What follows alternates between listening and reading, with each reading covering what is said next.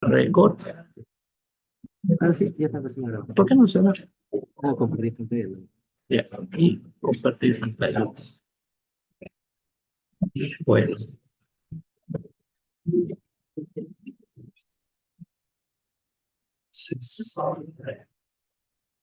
ya. Entonces, vamos a empezar con Porto. Mecanismos y manifestaciones de las lesiones encefálicas. Primero, sí, está grabando. Primero, cuando nosotros revisamos la parte de las lesiones que pueden haber, hay que recordar algunas cosas básicas, ¿no? Tenemos el líquido cefalorraquídeo. ¿Y cuál va a ser la función básica de lo que es el líquido cefalorraquídeo? Este líquido, la función que va a tener es esta, básicamente amortiguar. O sea, se va a encargar de que tengamos amortiguación, que el cerebro no choque directamente con el cráneo. Entonces, cuando hacemos este movimiento, eso está amortiguado. Van a haber patologías, dos tipos de patología, un tipo de patología donde hay un exceso de líquido cefalorraquídeo y la otra vamos a tener los accidentes de tránsito, los TEC, que van a producir que esta fisiología normal no la vamos a poder tener. Luego tenemos acá mecanismos de lesión encefálica.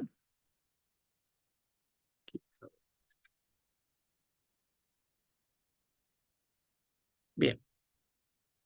Luego, está acá. Tenemos por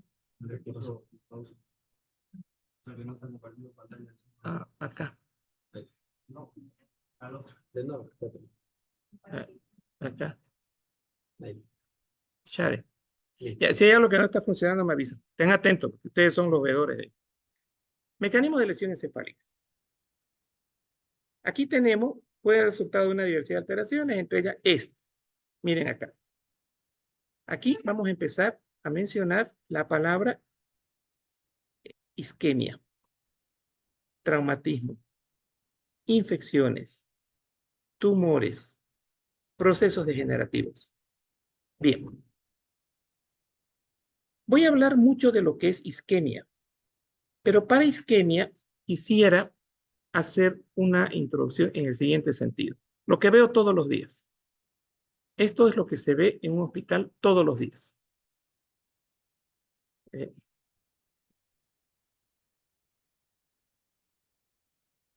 acá. Entonces, aquí vamos a poner isquemia. Bien.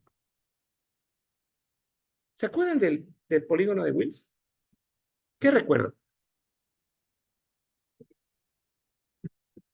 ¿Qué es esto? Ya, antecito del tronco basilar. Bien, arteria carótida, ¿verdad? ¿Qué carótida es? Interna. Bien. Y aquí tengo otra carótida interna. Ahora, ¿cómo aparece la cerebral media, la cerebral anterior y la posterior? ¿Ya? ¿Qué pasa? ¿Qué tengo que hacer acá? Ya, ahí hay un sifón carotídeo. Ya, perfecto. Ya tengo el sifón carotídeo, recordatorio. Listo. ¿Qué más?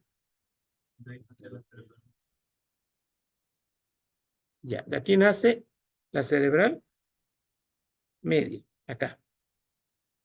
Y esta cerebral media, ¿qué da? Va a dar aquí adelante una rama que nos va a dar. Ya, lo más grandote, ¿qué va a dar? ¿De dónde aparece la cerebral anterior?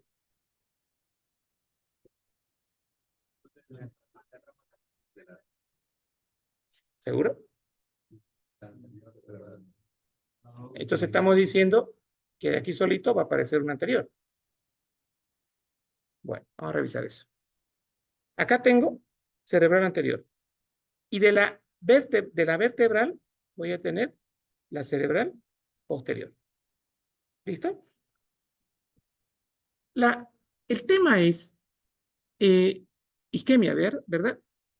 Entonces, cuando ustedes escuchen isquemia, van a agarrar una cerebral media, van a agarrar una cerebral anterior o una cerebral posterior. Y ahora vamos a hacer así, ¿sí?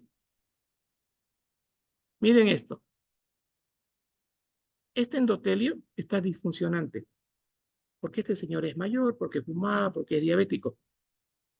Y que aquí habían placas de colesterol. Se rompe la placa de colesterol y ahora se va a obstruir la arteria cerebral.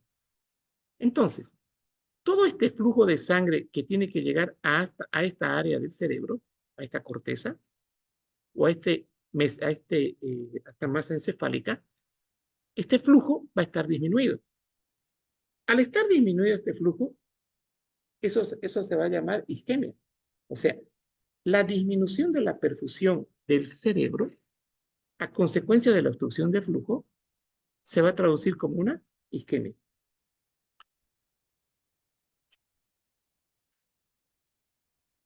Bien,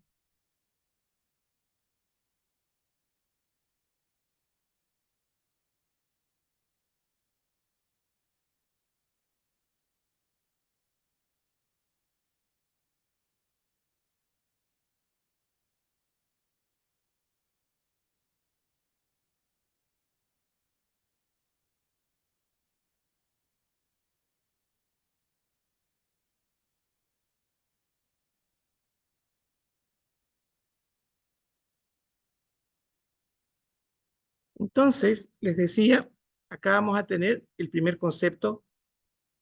¿Cómo aparece la isquemia? La respuesta sería hipoperfusión. Bien,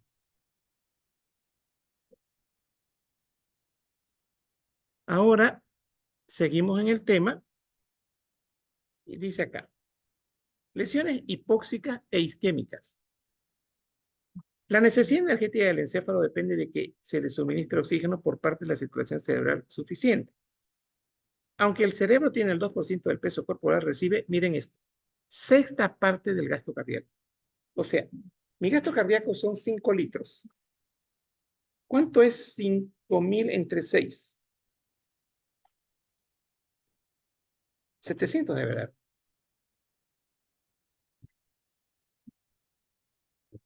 Ya, 800. El Guyton habla de 700. Entonces, 2% del total del gasto cardíaco va a recibir la sangre. Estamos hablando de 700 ml. Esa es mi perfusión cerebral. Gracias a esta perfusión cerebral, me va a llevar oxígeno, ¿verdad? Me va a llevar también glucosa. La definición de hipoxia se refiere a una privación del oxígeno con un flujo de sangre estable, mientras que la isquemia es una reducción considerable o interrupción del flujo sanguíneo. Entonces, dos cosas vamos a diferenciar.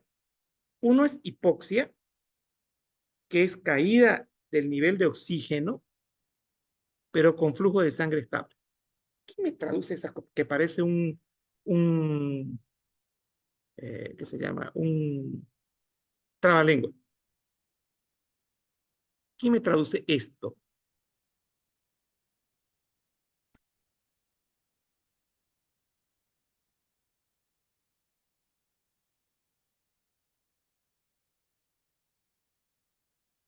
Eso quiero que me traduzca.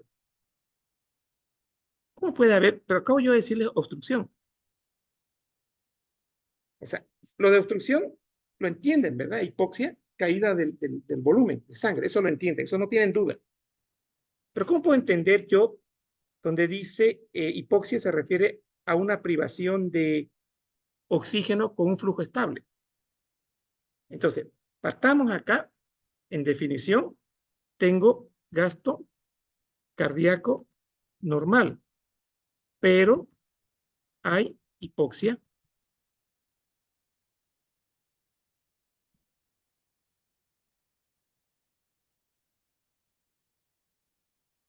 acá, con un flujo de sangre estable. COVID. ¿Se acuerdan del COVID? ¿Se acuerdan que el problema era transferencia de oxígeno a nivel a nivel de alveolo capilar del pulmón. Entonces, ejemplo, una patología que evite que haya difusión de oxígeno en el alveolo capilar del pulmón. Entonces, yo acá voy a tener un, está, acá. Acá vamos a tener un corazón que está mandando 5 litros. Pero voy a tener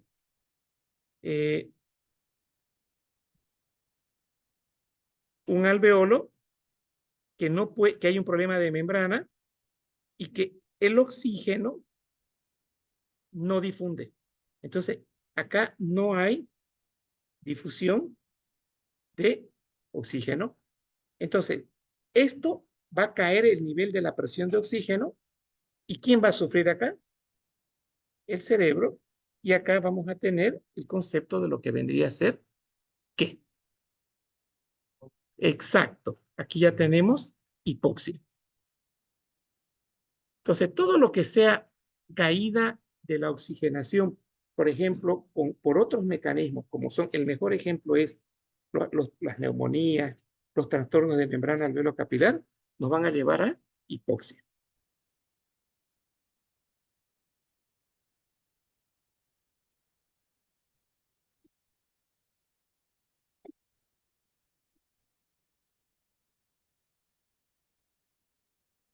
Entonces, ya tenemos ahora la...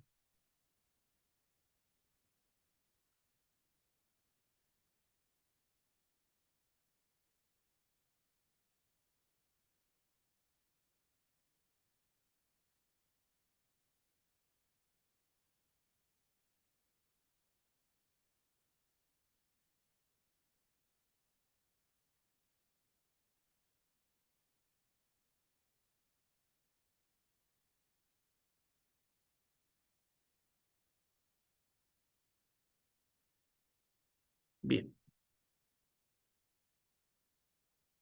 sigamos.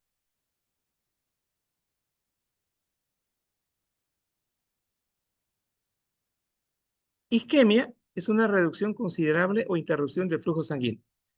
Ejemplo de isquemia: placa aterosclerótica en arteria cerebral, se rompe y se forma el coágulo. Esto sería interrupción del flujo sanguíneo. O es la reducción considerable, ya. Los efectos celulares de la hipoxia y de la isquemia son bastante diferentes en el encéfalo, y el encéfalo muestra una sensibilidad diversa para ambas situaciones. La hipoxia interfiere con el aporte de oxígeno, en tanto que la isquemia lo hace en la provisión de oxígeno y glucosa, así como con la eliminación de los desechos metabólicos. Por lo general, la hipoxia se presenta en situaciones como la exposición a una presión atmosférica reducida. Ya, estos son las personas que viajan a La Paz, que viajan a Potosí. La FiO2 acá es del 21%, o sea, del 100% de oxígeno, nosotros tenemos 21% de oxígeno. ¿Cuánto es mi presión barométrica? 560. El 21% de 560 es oxígeno. Acá eso equivale a 159 milímetros de mercurio. Pero llevamos a La Paz y la FiO2 ya no es el 21%, es menos, es el 18, es el 15. Por lo tanto, cae ese 150, va a ser menor. Entonces, este sería un ejemplo de este concepto. Dijimos atmósfera reducida. De acá. Entonces, aquí tenemos presión atmosférica reducida. Intoxicación por monóxido de carbono. Esto ya no se ve.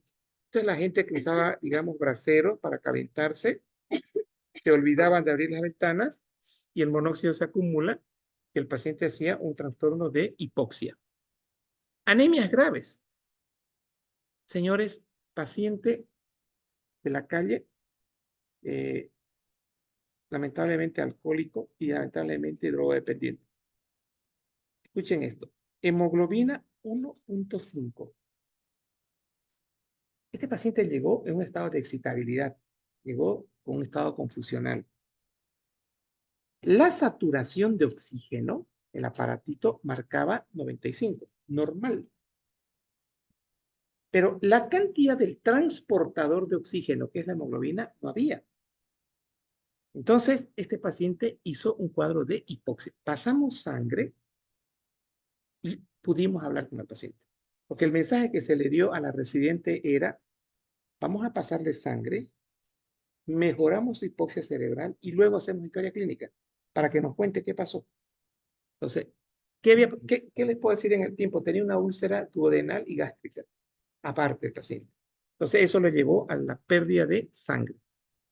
Luego tenemos la insuficiencia de los pulmones para oxigenar sangre. Esto se ve, ya les dije, el COVID, el mejor ejemplo, las neumonías o los pacientes con EPOC. El paciente con EPOC es el fumador crónico que tiene sus bronquios llenos de moco, tiene un epitelio que no puede eliminar todo el moco, entonces no hay difusión de oxígeno, perdón, no hay difusión de dióxido de carbono, entonces empiezan a acumular dióxido de carbono y los pacientes entran en un estado de trastorno de conciencia. Luego tengo la hipoxia se tolera bastante bien, en especial en situaciones de hipoxia crónica. Ejemplo de hipoxia crónica, los pacientes con EPOC. Las neuronas son capaces de sostener un metabolismo anaerobio y son bastante tolerantes a la hipoxia pura. Esta suele ocasionar, ahora es clínica, euforia, laxitud, somnolencia y dificultades para la resolución de problemas. Le voy a dar un ejemplo. Estos hechos de la vida real. Paciente de textura, de aspecto de la piel moreno. Estaba en un bar con su enamorada. Pelean con la enamorada y le hace un berrinche el hombre. Sale afuera y agarra una botella y se corta acá. Se les estoy contando toda la historia porque ya la tengo junta. El guardia de seguridad le dice, señor, se está desangrando, vamos al hospital. No. Descripción del guardia de seguridad. Había un charco de sangre alrededor del paciente. Y salía sangre.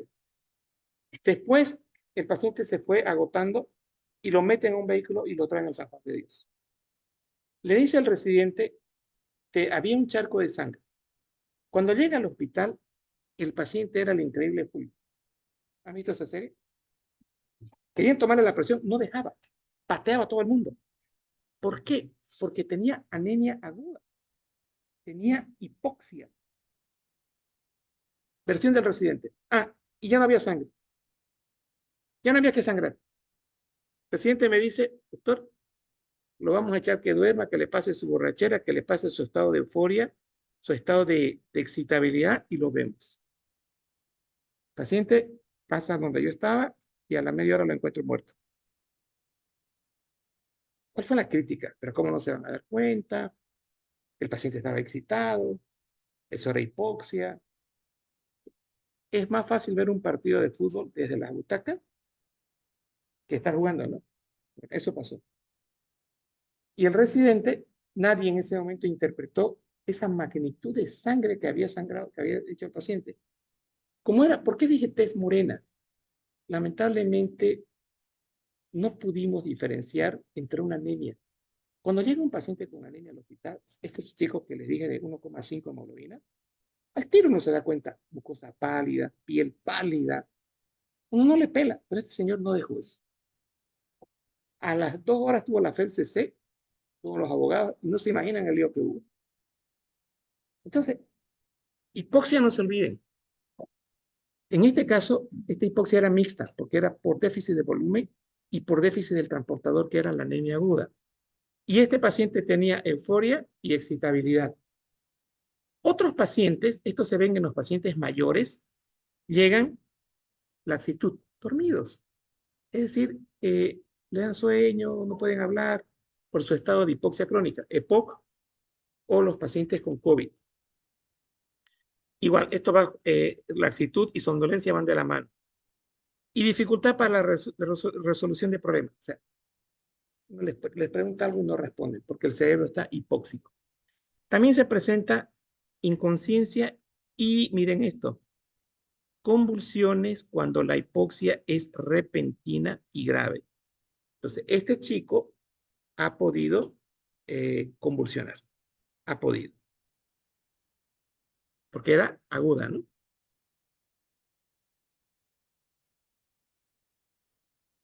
Bien, las alteraciones conducen a un paro cardíaco y a la isquemia. Bueno, básicamente, primero isquemia y luego paro cardíaco. Ahora vamos a ver el concepto de lo que debería ser isquemia. En situaciones de flujo sanguíneo, o sea, isquemia, ¿cómo era? Lo que caracteriza caída del flujo sanguíneo. Bien. Y antes de entrar en el texto en sí, recordemos un poquito. Si yo tengo acá un corazón, acá, que me tiene que dar un gasto cardíaco de 5 litros, 5 litros al cerebro llega el 21%. ¿Estamos? Entonces, mejor así. GC, 5 litros. Esto mejor así. Esto nos va a llevar a una buena perfusión. Fíjense, perfusión, o sea, una buena llegada de sangre para que se familiaricen con este término.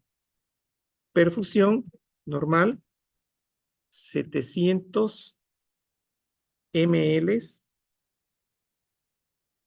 barra, miren esto, minuto. Eso es perfusión. La cantidad de sangre que llega a un órgano. En este caso, acá la perfusión es de 700 ml. Recordatorio de aprendizaje. ¿Cuánto es la perfusión renal? Exacto, 1200 ml o 600 ml de plasma. Perfecto. Cuando la perfusión cae en el riñón, ¿qué hay? Hipoxia, isquemia, tratando, ¿eh? Insuficiencia renal aguda, ahí está. Mismo esquema. Caída de la presión, caída de la presión arterial, caída del flujo sanguíneo, caída de la perfusión, lleva a isquemia. O sea, fíjense, es lo mismo, el mismo concepto que estoy manejando en insuficiencia renal. Porque nosotros en insuficiencia renal, aquí se me ocurre, para que no manejemos dos conceptos. En insuficiencia renal, aquí va uno y aquí va el otro. Entonces, vamos a poner acá eh, hemorragia digestiva alta, lo que tuvo el paciente. Pérdida de sangre. Esta pérdida de sangre, ¿a qué lleva? Hipovolemia, hipoperfusión y caída de la presión glomerular y luego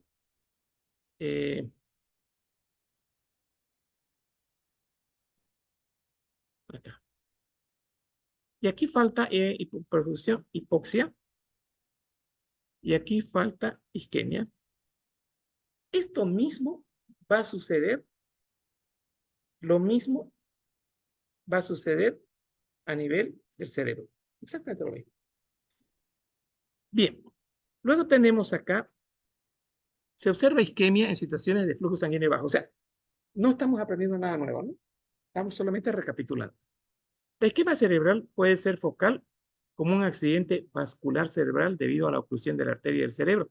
O sea, le estoy diciendo la coronaria, la cerebral anterior, ya. O puede ser global como en el paro cardíaco. La, o sea, parece, eh, parece muy sencillo esto. A mí me parece muy sencillo. Pero, digamos, como estudiantes hay que aclararles algunas cosas. A ver, acá.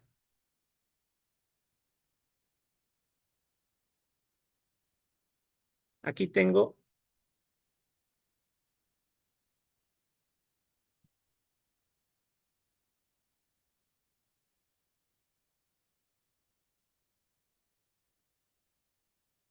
a ver.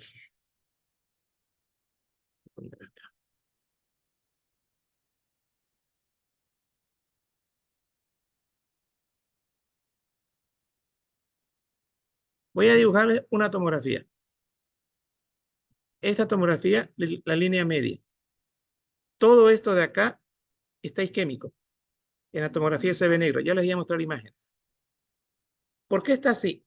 Porque esta arteria, que se llama la cerebral media, está con su coágulo. Entonces, ¿esto a qué llevó? Si hay un coágulo acá, llevó a una disminución de la perfusión del cerebro, pero en forma local. Entonces, el ejemplo de local, acá, disminución de la perfusión e isquemia local es por trombo en la cerebral, por decir la media. ¿Listo? Esto es local. El otro ejemplo, yo tengo mi cerebro así, siempre la parte de acá, ya váyanse familiarizando con los cuernos anteriores y los cuernos posteriores. ¿Qué dijimos que era esto de acá en el dibujito? No. ¿Esto qué dijimos que era?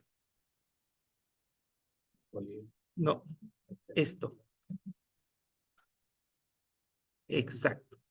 Isquemia, la consecuencia de esto, ¿verdad? Ahora miren la isquemia.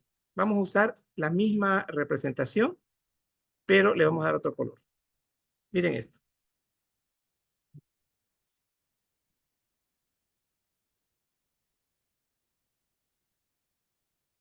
Miren esto. Todo esto está con isquemia. Entonces, la pregunta es, ¿por qué isquemia global?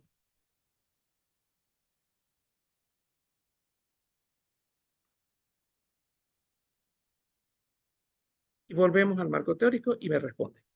Un ratito. Para no perder estas imágenes. Sí.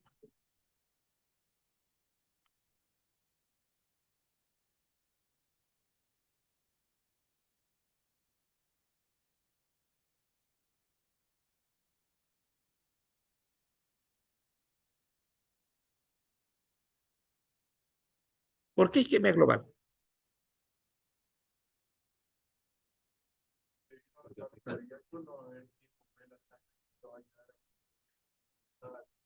Correcto. Entonces, acá decimos lo siguiente.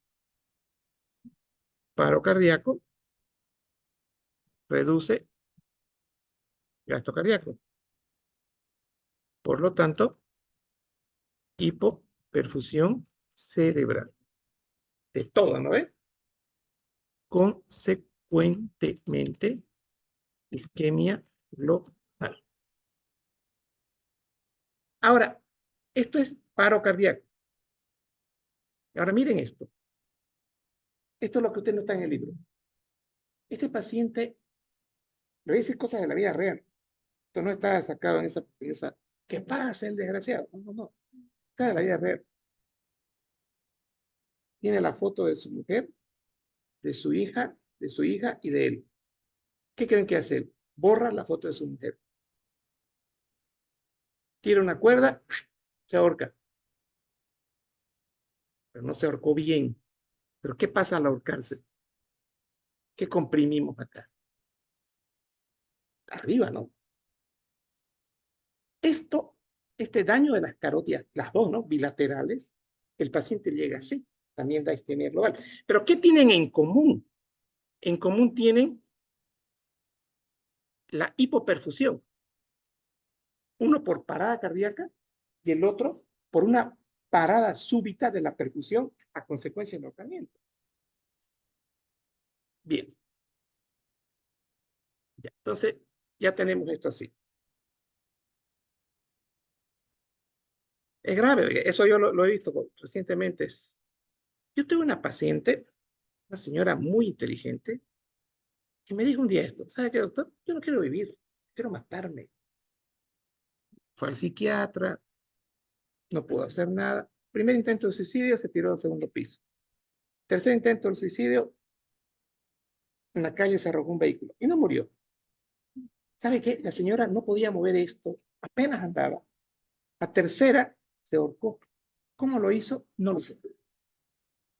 No pensé ni esto, pero sí lo logró. Y me dijo: ¿sabe qué, doctor? Yo quiero morirme. Yo no soy feliz en esta tierra. Chico, primeras notas en colegio, el otro chico, primera nota en universidad. O sea, el marido ahí era su sombra de ella, pero había algo más fuerte. Y aquí está la parte genética, aquí está la parte molecular que lo llevó a un estado de depresión. Ella, la isquemia sí fue global y logró hacer lesión de la cervical, ¿no? Entonces, ahí la historia terminó diferente. ¿Y quién cree que tuvo que hacer el certificado de óbito? Yo. Es duro hacer el certificado de óbito a una persona que uno conoce, una persona con la que uno ha tenido, lo ha visto en varias oportunidades. Duele porque ya no es un simple certificado de óbito, es un ser humano, ¿no? Es un amigo, es una amiga, es un paciente. Entonces, no quisiera que estén ahí. La verdad es que no quisiera que estén ahí. Bien, pero el 2050 van a contar las mismas historias. De eso estoy seguro. Bien, aquí está. Dice, la oclusión de estas arterias. ¿Por qué se ocluyen las arterias? Es trombo. ¿Y para que haya trombo, qué tiene que ver? Disfunción endotelial, placa ateromatosa, que ya lo vimos. Y en caso de ser sostenida al infarto del encefálico de la zona de distribución del vaso. La ubicación del infarto y la extensión del daño tisular están determinadas por variables cambiantes, de los cuales el flujo sanguíneo colateral es el más importante. La perfusión colateral puede proporcionar incluso suficientes sustratos a los márgenes de la isquemia focal para mantener un nivel bajo de la actividad metabólica con la que se conserva la integridad tisular. A ver, la pregunta es esta, de lo que estamos leyendo ahorita. ¿Por qué este paciente con isquemia, eh, por qué este paciente que estaba, mejor así, por qué este paciente, así, este paciente, siempre yo hago la línea media para, bueno, la media, ¿no? ¿Por qué hago esto así? Porque la isquemia a veces empuja la línea media y esto queda así.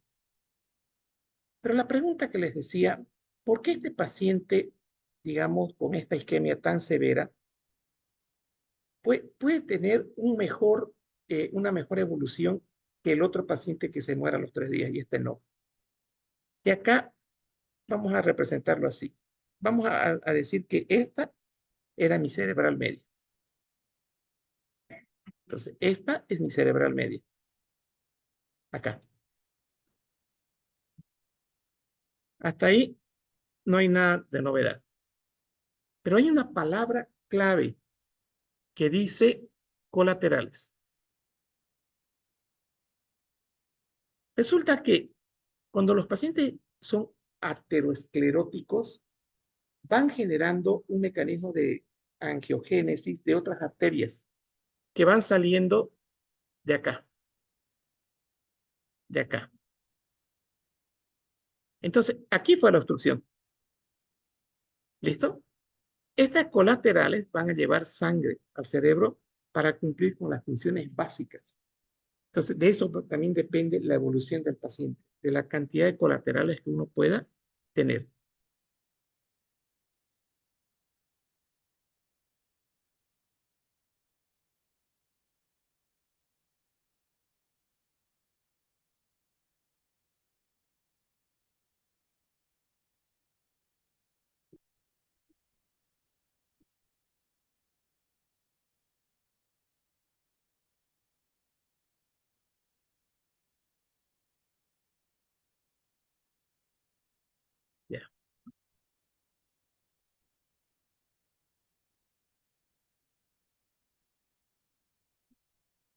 Bien, isquemia global.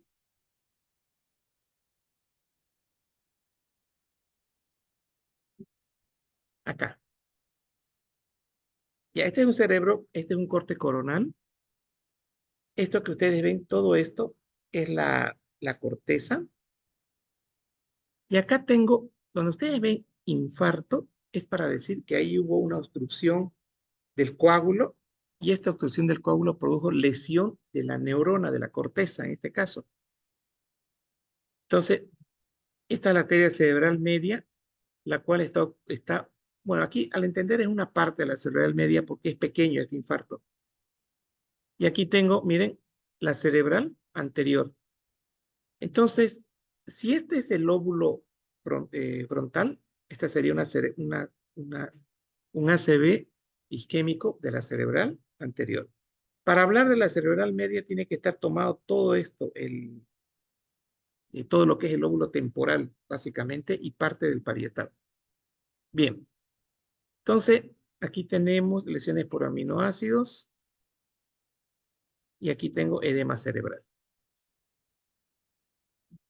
¿Qué tengo acá respecto al concepto de isquemia global? ¿Aparece isquemia global cuando el flujo sanguíneo es inadecuado? Sí. ¿Para satisfacer las necesidades metabólicas de todo el encéfalo? Sí. El resultado es un espectro de alteraciones neurológicas que reflejan una disfunción encefálica difusa. Otra vez la palabra disfunción. Hemos visto disfunción del mesangio, disfunción endotelial, eh, disfunción del corazón, IC. Entonces, aquí hay una disfunción encefálica. Tras que aparece la isquemia global, la pérdida de conciencia se produce a los pocos segundos, como lo observa un paro cardíaco. Claro, el paciente hace paro, deja de haber circulación cerebral y el paciente entra, no responde, ¿no? Está con trastorno de conciencia. La vulnerabilidad única del encéfalo se atribuye a su tolerancia limitada a la isquemia y su respuesta a la perfusión. El agotamiento metabólico de energía relacionada con la isquemia puede dar lugar a la liberación inapropiada de neurotransmisores. Esto es clave. Esto que estoy leyendo acá es clave en el concepto. Porque con esto van a trabajar ustedes en un servicio de terapia, con esto van a trabajar cuando estén viendo a sus pacientes. Y uno diga lo siguiente, si está diciendo que se van a liberar mediadores cuando hay isquemia, que van a producir más daño cerebral, ¿qué es lo que se hace hoy, 2024? Es evitar todo esto, la liberación inapropiada de neurotransmisores, aminoácidos, excitadores, alteración de la homeostasis del calcio, tal. Todo esto, ¿cómo lo evito?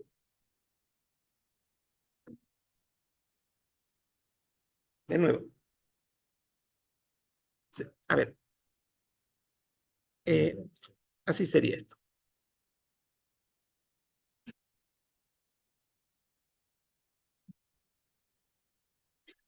Ya voy a empezar de la siguiente manera. Acá tengo ya el daño. Acá está el daño. Ya tengo isquemia, ya tengo obstrucción. ¿Qué hay consecuencia de esto? Se liberan neurotransmisores excitatorios, alteraciones de la homeostasis, del calcio, formación de radicales libres. Oiga, formación de radicales libres, ¿quién está metido en esto? Exacto. ¿Y qué liberan los neutrófilos? Pro, T, A, SAS. Las proteasas, radicales libres. Entonces, aquí tengo formación de radicales libres, están ya metidos los neutrófilos. Lesión mitocondrial, ATP. Activación de las vías y muerte celular, apoptosis. Pero lo que quería que me respondan, porque les dije lo que se está haciendo hoy día. La pregunta fue esta, espérenme. ¿Qué llevó a esto?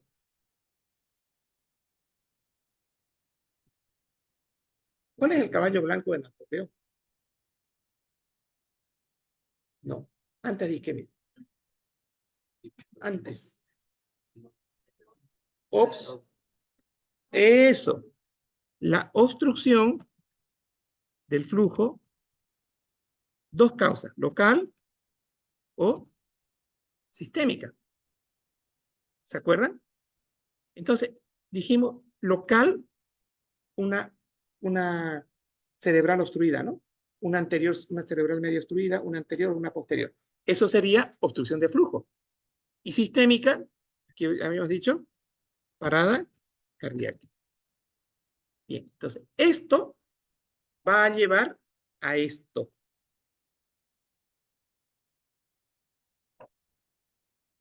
Ahora, la pregunta es, yo les dije, 2024 se está haciendo esto. ¿Qué es lo que estamos haciendo en 2024? Ya, para obstrucción local.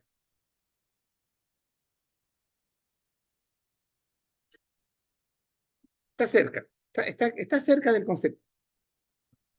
Exacto.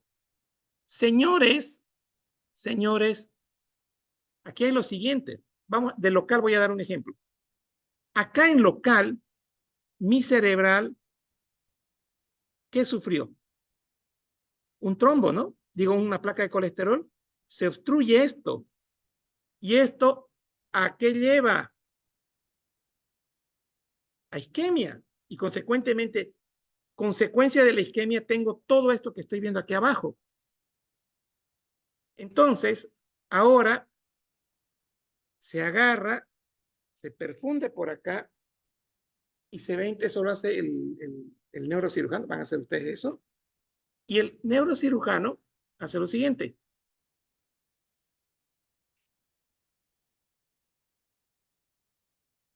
Acá perfunde un fibrinolítico. ¿Y qué pasa con la perfusión del fibrinolítico? Miren lo que sucede. Minutos después, ¿qué pasó? Se disuelve, desaparece el coágulo. Entonces, ya no hay esto, ¿no? Por eso es que ustedes es necesario que entiendan que la isquemia, desgraciadamente, lleva a una disfunción de la mitocondria, lleva a una alteración del calcio, que ahorita lo vamos a ver con detalle, que se active el neutrófilo y esté liberando sus proteasas. Y eso va a ser irreversible. Acá vamos a tener daño irreversible. En cambio, cuando yo estoy actuando lo que se llama en un periodo de ventana, 6 horas, desde el momento en que me da mi embolia, tengo 6 horas para ayudar a este paciente, para usar los fibrinolíticos, y que no suceda y que esto no sea tan intenso. Estos pacientes, aquí no pasó nada. ¿Quiénes se salvan de esto? Los pacientes que hacen accidente cerebrovascular transitorio. Estos pacientes llegan a la emergencia paralizados del lado izquierdo, disatria. Y a la hora también. Su sistema natural de fibrólisis lo salvó. Su sistema natural, plasminógeno, su endotelio que no estaba tan disfuncional a través de su proteína S, de la tromomodulina, lo salvó. Su sistema natural. Y aquí viene lo que Neisa dijo. Neisa dijo anticoagulantes. A este paciente con un ACV isquémico transitorio, yo le voy a dar anticoagulantes. ¿Por qué? Porque este señor va a tener acá un poquito de disfunción endotelial y va a tender a ser coágulo. ¿Qué le doy? Una aspirina, que es, me va a bloquear el tromboxano 2, no se va a unir la plaqueta y no va a ser coágulo. Listo. Y le doy también un anticoagulante para que no, una vez que, si digamos, se activa el factor de coagulación y se activa el trombo, no se active. Anticoagulante. De esto se salvan los pacientes que han hecho un AIT transitorio. Entonces, pero ¿qué es lo importante que se tienen que llevar hoy de la clase? Que es esto lo dañino, la obstrucción al flujo. Si el paciente ha hecho parada cardíaca, lo atiendo rápido, hago masaje rápido. Solamente con hacer masaje hasta que se vaya el equipo ya llegando, logramos perfundir cerebro, sin haberlo entubado siquiera. O sea, porque, ¿qué dice la teoría? La teoría dice parada cardíaca y tenemos esto. Y ustedes están viendo ya las proteasas, están viendo los radicales libres, cómo están destruyendo todo el encéfalo. Ya, entonces, esto lo voy a poder ver cuando ustedes lleguen de Argentina en esta especialidad. Son 5 años más que van a estudiar. Pero no olvídense el tiempo. No piensen cuántos años dura lo que van a aprender, sino cuánta satisfacción van a tener con ustedes aprendan eso. Y también económica. Económica. Ya.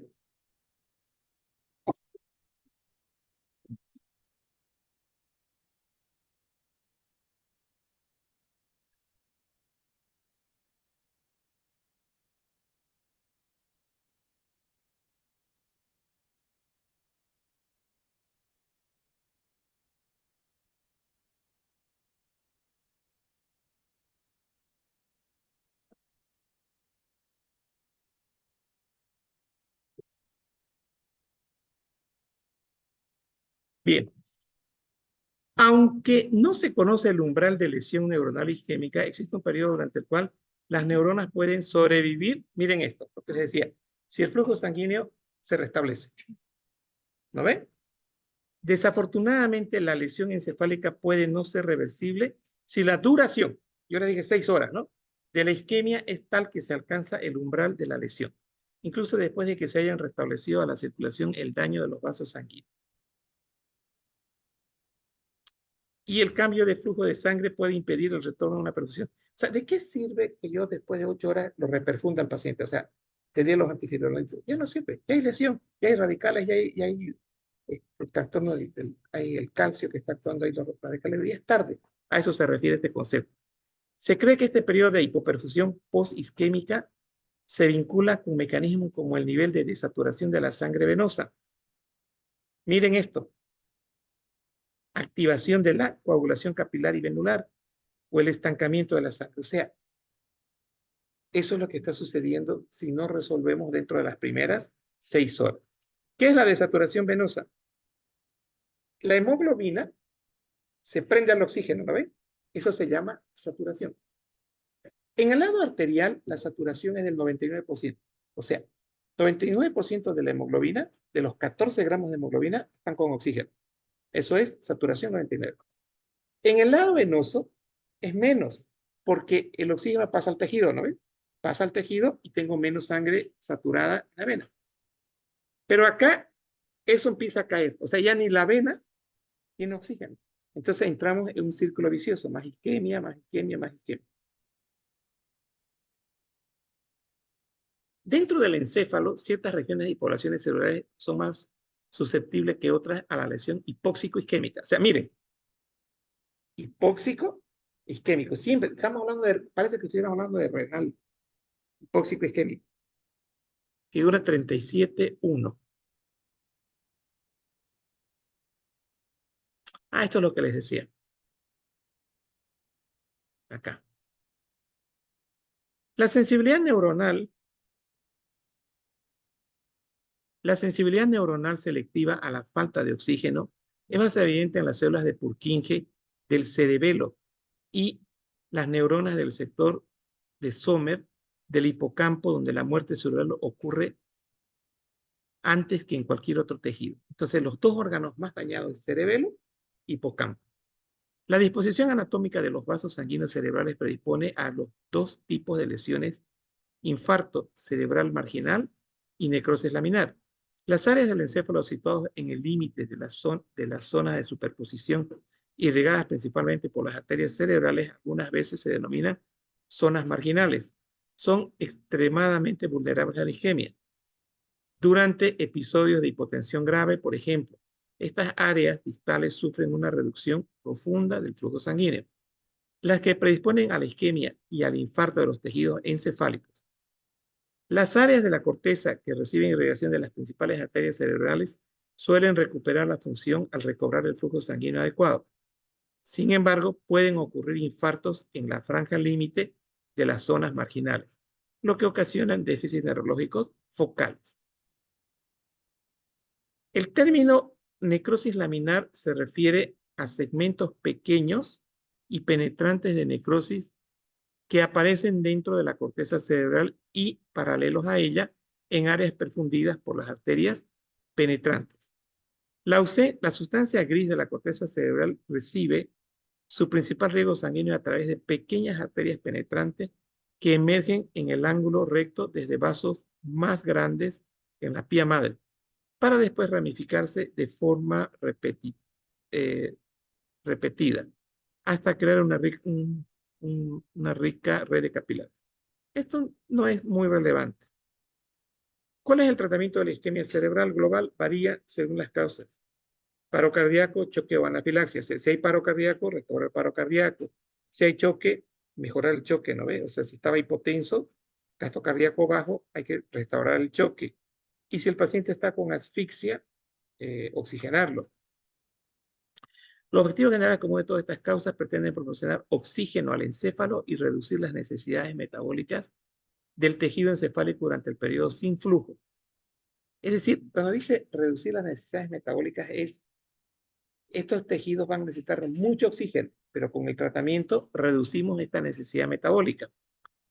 Pueden estar dedicados a apoyo respiratorio, que sería el uso de ventilación, incluyendo ventilación mecánica y oxígeno complementario. Ahora se recomienda una. Esto de la hipotermia era de hace 10 años. No está todavía en estudio. A los pacientes que hacen isquemia se los meten en ambientes muy fríos con la idea de reducir la velocidad de isquemia. Entonces, aquí dice hipotermia terapéutica. Miren, 32 a 34 grados durante las primeras 24 horas, como tratamiento eficaz para el síndrome posterior al paro. O sea, para que eh, la consecuencia del paro, que era la liberación de radicales, el aumento de calcio, proteasa, todo esto, no sea tan fuerte. Está en estudio todavía. Para contrarrestar el estancamiento del flujo sanguíneo cerebral, puede usarse hemodilución normovolémica durante la reperfusión. Es decir, si yo tengo un coágulo, le doy mucho volumen al paciente, suero fisiológico, para diluir. A eso se refiere este texto. Dado que la hipoglicemia como la hiperglicemia afectan de forma adversa el resultado de las personas con isquemia global, el control de la glucosa siempre tiene que estar entre 80 y 110. Es apropiado. Ya estamos en tratamiento. Bien.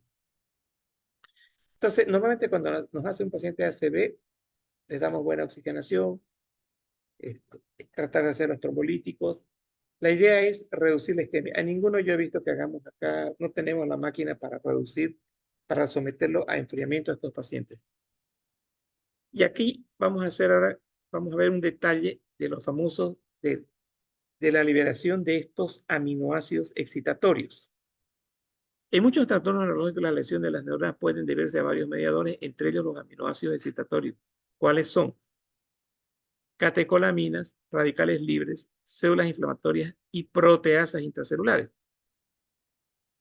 El más temprano y estudiado de estos es la sobreestimulación de los receptores para aminoácidos específicos como el glutamato. Las alteraciones neurológicas que participan en una lesión excitotóxica son variables desde el daño agudo debido al ictus, las lesiones hipoglicémicas y traumatismos hasta los trastornos degenerativos como la enfermedad de Huntington o tal de la demencia de Alzheimer.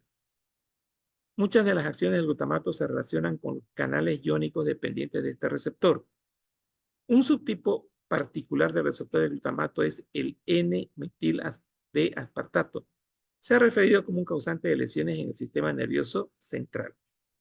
Entonces, acá vamos a hacer vamos a hacer un alto para entender mejor esto que estamos leyendo. Entonces, aquí tengo lo siguiente. Me está diciendo que yo voy a tener acá un receptor, así. Vamos a tener nosotros un receptor en la neurona que va a ser este. Este receptor le vamos a dar un nombre, N-metilaspartato. Este va a ser el N-metilaspartato, que es el receptor de glutamato. A este glutamato le vamos a dar un color. Le vamos a poner así. Esto que ven acá es el glutamato. Listo. Entonces, el glutamato tiene su respectivo receptor. Se han referido como causantes de las lesiones en el sistema nervioso central. A ver, veamos. Ah, y como recordatorio, el glutamato es excitatorio por naturaleza.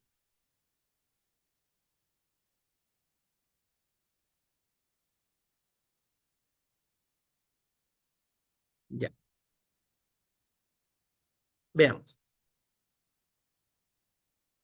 Este tipo de receptor de glutamato abre un canal de calcio de gran diámetro que permite a los iones de calcio entrar en la célula. Veamos acá. Entonces, si yo tengo acá mi neurona, acá, acá, tengo mi neurona, digamos, la que están acostumbradas ustedes a ver, es esta. Bien. Entonces, yo tengo acá mi receptor de glutamato, aquí, y acá voy a tener mi interacción glutamato versus neurona. Cuando dice se abre un canal, está diciendo que aquí en forma paralela, acá, esta acción, esta acción está causando apertura de canales de calcio. Entonces, el canal de calcio lo vamos a representar como positivo, ¿no ve? Ese es una carga positiva. Entonces, ahora yo tengo acá esto, así.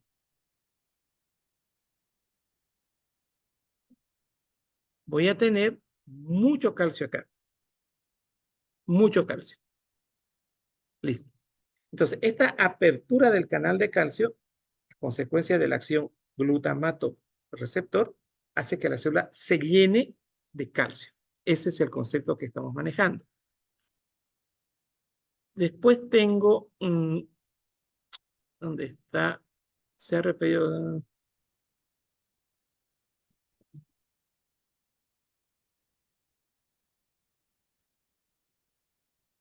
Este subtipo de receptores de glutamato abre el canal de calcio de gran diámetro que permite que los iones de calcio ingresen a la célula, a la neurona. Durante la isquemia prolongada, el agotamiento metabólico del triptófano del ATP produce liberación inadecuada de glutamato, lo que inicia el daño celular al posibilitar la entrada de flujo excesivo de iones de calcio. El exceso de calcio intracelular conduce a una serie de procesos mediados por calcio que se conocen como la cascada del calcio, que da lugar a la liberación de enzimas intracelulares y consiguientemente degradación de proteínas y formación de radicales libres, eh, peroxidación, ¿dónde está? Peroxidación de lípidos, fragmentación del ácido carboxinucleico, lesiones mitocondriales, degradación nuclear y al final la muerte. Listo. Ahí ya ustedes tienen herencia. Se murió su papá. Pero como ustedes van a hacer, esa es la versión de un universo, ¿no ven? Están de moda los universos ahora. La otra versión de universo, ustedes aparecen de médicos, saben, han venido a fisiopatos, saben que el exceso de calcio va a ser grave porque, ya, lo resumiremos así, va a causar una proteólisis de la neurona, eso sería el resumen, hay una proteólisis de la neurona, ahí ustedes ya son neurocirujanos, y están en la segunda hora, lo reperfunden y listo, no hay nada. ¿Ya? Entonces, acá sería lo siguiente. Yo pondría así. Todo este texto de acá,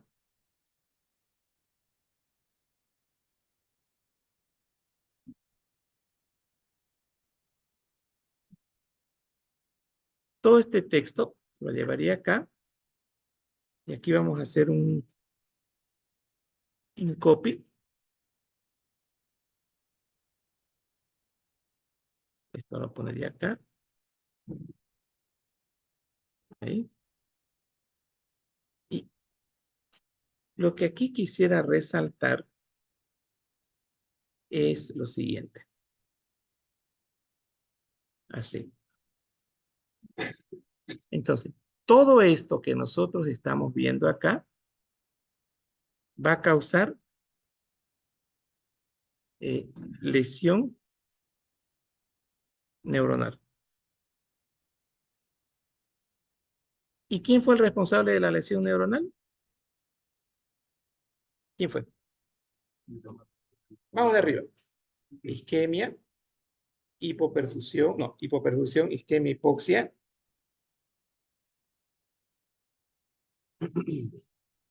liberación de glutamato, que interactúa con su respectivo receptor.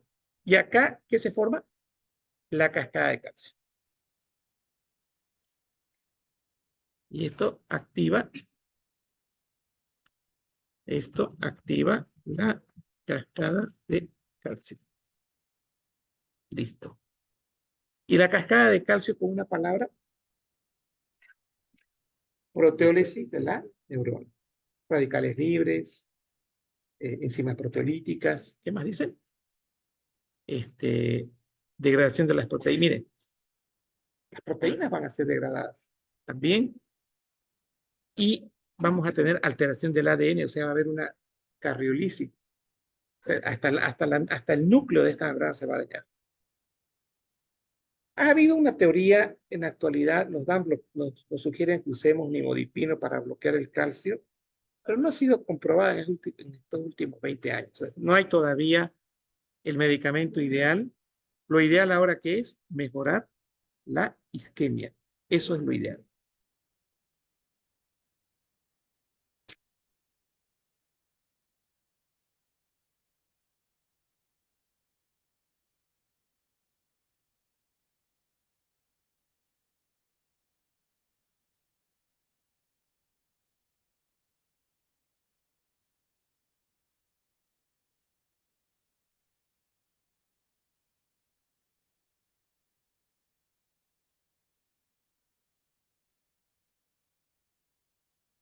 Bien, teníamos acá pendiente una figura, ¿no? Era la 37.2. Acá está. Este es el receptor de NMDA. La isquemia hace que se libere glutamato. Esto activa otro canal de calcio, acá. Fíjense, eh, este aumento del calcio intracelular da la cascada del calcio y esto da la liberación de enzimas intracelulares, degradación proteolítica, formación de radicales libres, fragmentación del ADN y lesión y muerte celular. Pero todo esto fue causado por la presencia de un mediador que se llama glutamato.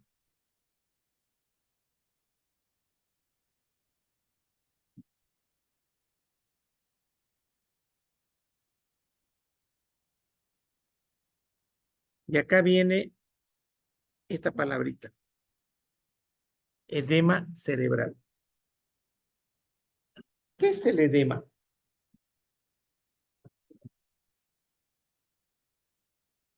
Extravasación de líquidos. Bien. Si yo tengo aumento de la presión hidrostática capilar, ¿qué voy a tener? Edema, porque aumentó la presión hidrostática capilar, que supera a la oncótica. ¿Y a quién más superaba? A la oncótica, suficiente, ¿no ven? Listo, edema. Fisiopatología del edema en la insuficiencia cardíaca. Fisiopatología del edema en síndrome nefrótico. Perfecto. Supera la caída de la presión oncótica, hace que la presión capilar ahora sea mayor, ¿no? Aparentemente mayor. Perfecto. Y ahora acá, eh, leyendo esta partecita de acá, mm, a ver. El edema vasogénico. O sea, ¿qué se están imaginando? En cerebro. Ya. Tenemos un endotelio. Tenemos ahora una zona isquémica. Entonces, ¿cómo es que va a haber agua en el intersticio? De eso se trata. ¿Cómo se va a formar el edema cerebral? Bien, esa es una de las explicaciones. El aumento de la permeabilidad. Es decir, el endotelio va a empezar a separarse. Ya está, edema. Y veamos el otro más. El edema cerebral o inflamación del encéfalo es un aumento del volumen tisular. Hasta aquí nada nuevo, es lo mismo. Existen dos tipos de edema cerebral, el vasogénico y el citotóxico. El edema vasogénico tiene lugar cuando la integridad de la barrera hematoencefálica se ve alterada. Y ahí viene lo que usted dijo. Aumento de la permeabilidad de la barrera hematoencefálica. Listo. Si yo tengo aumento de la permeabilidad de la barrera hematoencefálica por el traumatismo, por el ACV, mayor fuga de líquido hacia el espacio intersticial y edema. Entonces, acá ya está cuando dice esto, ¿dónde está? El edema vasogénico es por una alteración de la permeabilidad de la barrera hematoencefálica, lo que hace posible el escape de células hacia el líquido extracelular que lo rodea. Entonces, condición fisiológica, esta es mi barrera hematoencefálica. Condición fisiológica. No entra, solamente entran moléculas de agua, sodio y potasio, nada más. Pero resulta que ahora este paciente tiene un ACV, estamos con estos mediadores, mediadores proteolíticos que acabamos de mencionar. ¿Estos qué causan? Un aumento de la barrera un aumento de la permeabilidad de la barrera hematoencefálica y consecuentemente vamos a tener agua y vamos a tener el edema cerebral. Ahora miren esto. Este edema cerebral tiene un nombre y apellido. ¿Qué se llama? Exacto, edema vasogénico. Listo. Ahora les voy a mostrar lo siguiente. Ya después vamos a ver imágenes reales. Lo siguiente, escuchen. Aquí tengo mi cerebro normal, mi línea media normal, y aquí tengo mi cuerno anterior y mi cuerno posterior. Eso es normal. Patológico. Tengo el mismo cerebro, pero miren esto ahora. Acá tengo edema. Tengo la línea media, ahora miren, es una línea media que está desplazada. ¿Por qué? Porque este líquido de acá, del edema vasogénico, empuja a la línea media y ahora miren, este es el ventrículo, esto ya no lo veo y esto aquí está comprimido. Entonces, este es el edema vasogénico, el ejemplo isquemia.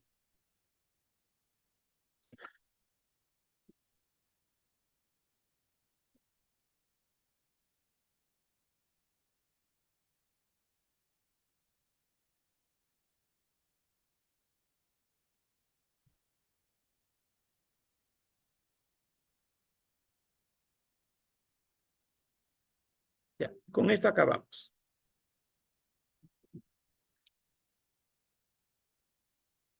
Acá.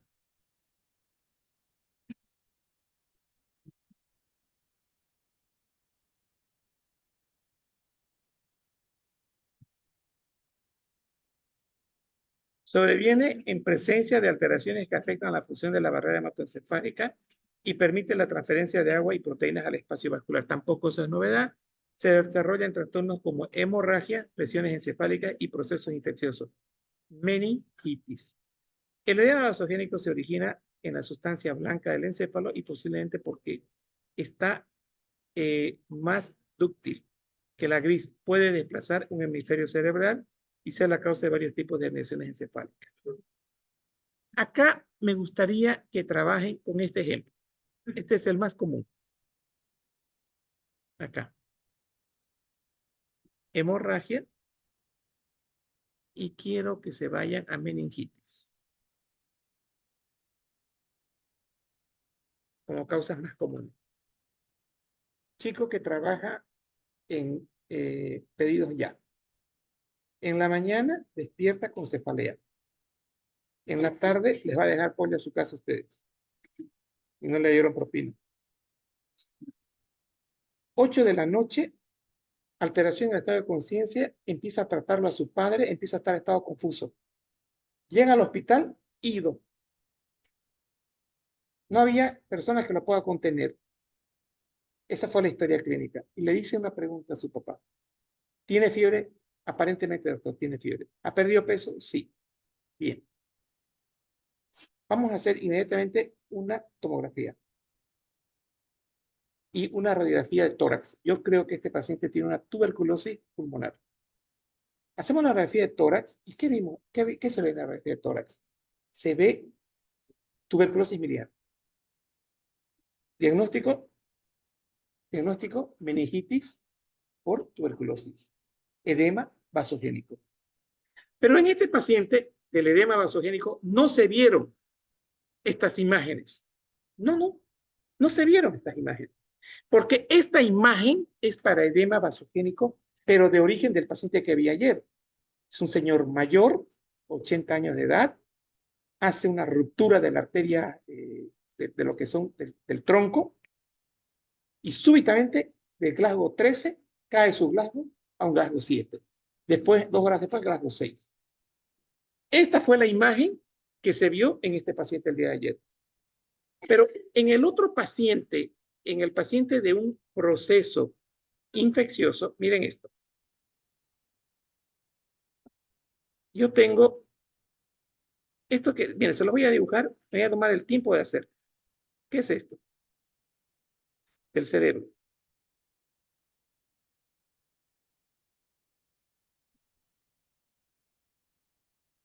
¿Qué es esto? La corteza. Sí, señores, esa es la corteza. ¿Y cómo me voy a dar cuenta que el paciente tiene edema? Por lo siguiente. Resulta, ¿alguien sabe cómo darle color a esto? Yo no pude. No hay, ¿no?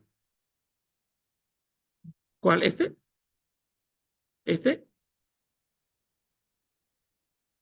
Rectángulo, dice.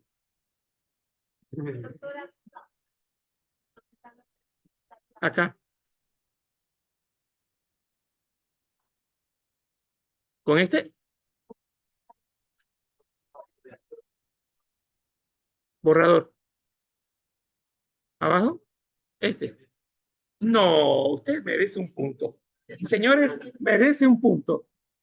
Si llega a 50, se quedan con 50. Los puntos los regalo a la gente que aprueba la materia. No me vengan con la historia. No, todo, yo le hice 253 diapositivas. ¿Y por qué estoy aplazada? No aprobó. No es su caso, tranquilo, no coincidencia. Pero el paciente, escuchen esto. Hay alumnos que nunca me llamaron. De repente tenían 70 y aparecieron con 78. No me llamaron mi paciente, doctor, se equivocó. ¿Qué le pasó? Nada, porque me equivoqué, ¿no?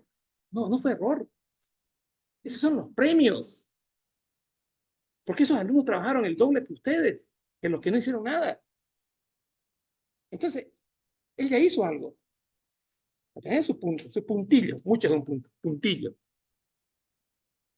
Entonces, miren esto.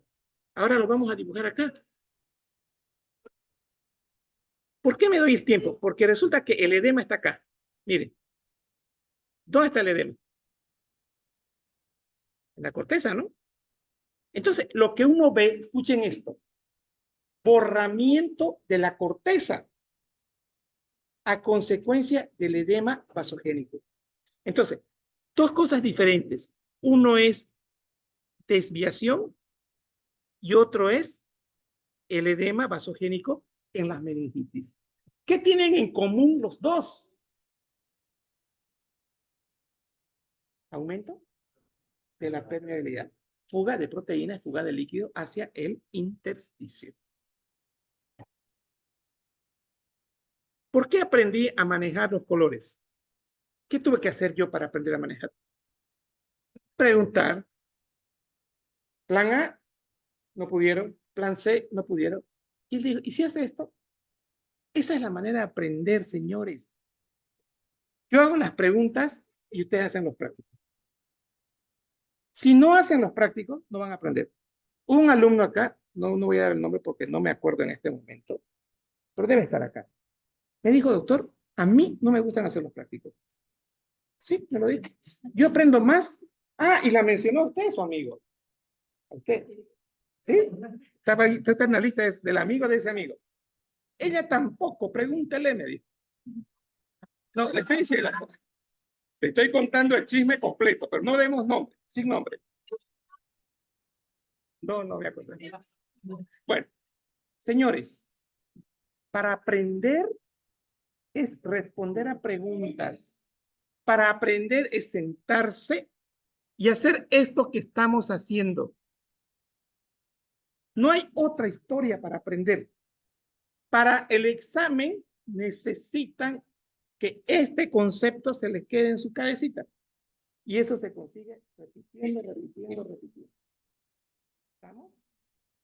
Y de ahí vienen las historias que los que van en micro, saquen pues sus apuntes en el micro y digan mis 15 minutos de fisiopato. Y vayan, en el micro van a hacer fase de repetición. En el baño, fase de repetición. Entonces, señores, esto que acabo de darles, solamente yo he hecho darle color a lo que está escrito, nada más. Y hacerles que para ustedes sea fácil. Entonces, ¿qué le dije al alumno? Es el método, no hay otra, tiene que hacerlo. Pero si no lo quiere hacer, también está en su derecho de no hacerlo. Ya está. Pero cuando me toquen que presentar los prácticos, listo, no tiene práctico. Ah, y me dijo esto. ¿Sabe qué, doctor? Pierdo mi tiempo haciendo los prácticos, porque no entiendo. Yo soy más de lectura. Está bien. Yo le puedo creer que así sea. Pero tenemos un protocolo. ¿A usted, Neisa, le gustan hacer los prácticos? ¿Ves? Neisa forma parte de este grupo. Bueno, pero Neisa tiene que hacerlo para aprender, para fijar. ¿Listo? Ese es el protocolo de la clase de fisiopato. Las personas que no envejecieron, ojo, cuando uno envejece, no se adapta, tiene su protocolo de vida. Y aquí vamos a ver si Neisa envejeció o no. ¿Por qué le digo esto? Porque si Neisa sigue diciendo, no, con sus cosas ahí, es que está viejita. ¿Por qué? Porque cuando uno envejece no tiene la capacidad de cambio. El cambio es cuando nuestro cerebro es elástico. ¿Estamos? De aquí, le voy a preguntar a medio mes. ¿Le gusta esos protocolos? No, sigue viejita. Sigue viejita. Entonces, ¿listo?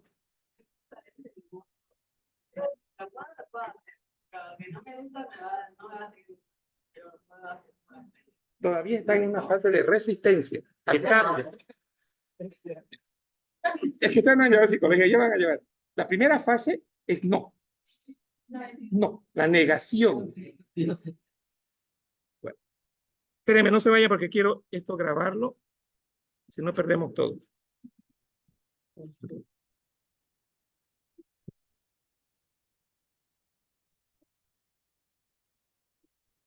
Ya, pueden ir retirándose.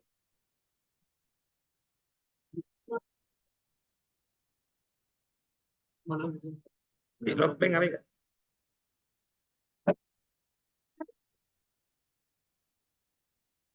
Voy a grabar.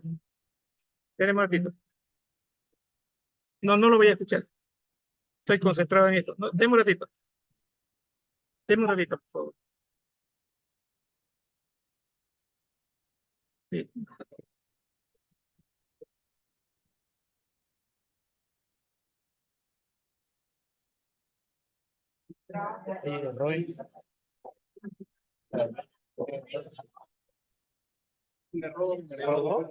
Quiero.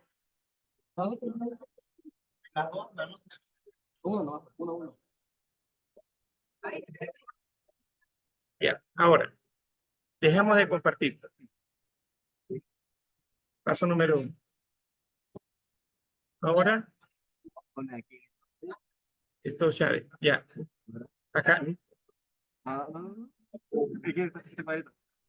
No, es